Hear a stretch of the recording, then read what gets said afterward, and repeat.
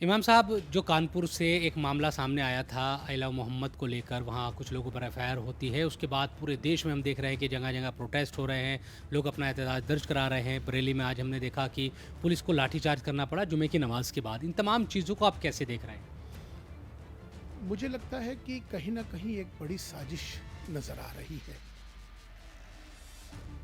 भारत के विरोधी वो ताकतें सक्रिय हो गई हैं जो पड़ोसी देश से इसकी बू आ रही है।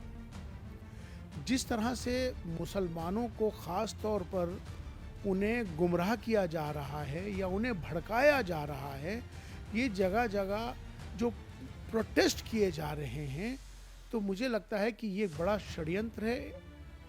और हमें तमाम चीफ इमाम होने के नाते में तमाम मुसलमानों से और ख़ास तौर पे भारत की 5.5 लाख मस्जिदों के इमामों से अपील करना चाहता हूँ, गुजारिश करना चाहता हूँ कि इस नाजुक घड़ी में आज जिस तरह से देश के अंदर जगह जगह पर ये प्रोटेस्ट हो रहे हैं, जिस तरह से दंगा फसाद किया जा रहा है, देश के माहौल को कहीं ना कहीं ख़राब करने की ये जो साजिशें रची जा रही हैं, मुझे लगता है कि हमें इससे सचेत होने की ज़रूरत है।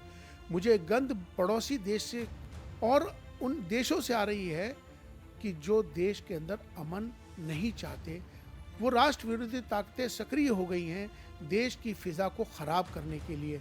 तो मैं तमाम चीफ इमाम होने के नाते तमाम मुसलमानों से अपील कर रहा हूँ, इमामों से अपील कर रहा हूँ कि किसी भी प्रोटेस्ट में ना जाएं। और अगर कोई इसी तरह का कोई प्रोटेस्ट कर रहा है और सोशल मीडिया पे आप लोगों को भड़का रहा है और वो मोहम्मद सल्लल्लाहु अलैहि वसल्लम के नाम पर आपको इकट्ठा कर रहा है, तो मैं कहना चाहता हूँ कि ऐसे षड्यंत्र से बचना है, ऐसे प्रोटेस्ट से बचना है।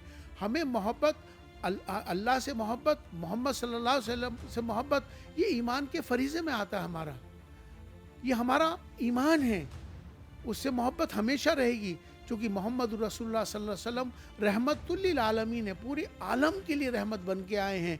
आप वो रहमत बन के आए हैं, अब जहमत मत बनिए। अभी जिस तरह से लोग प्रोटेस्ट करके नुकसान करने की कोशिश कर रहे हैं, उस षड्यंत्र से सबको बचना है। सोशल मीडिया पे ख़ास तौर पे जो वीडियोस वायरल हो रही हैं और लोगों को वायरल करके उनको उकसाया जा रहा है, उन सब से बचना है। ये बड़ा षड्यंत्र है, इससे बचने की ज़रूरत है। आप कह रहे हैं कि इमामों को इसमें आगे आना होगा। जो 5.5 लाख मस्जिदों का आप जिक्र कर रहे हैं, सबको अपनी जिम्मेदारी निभानी होगी।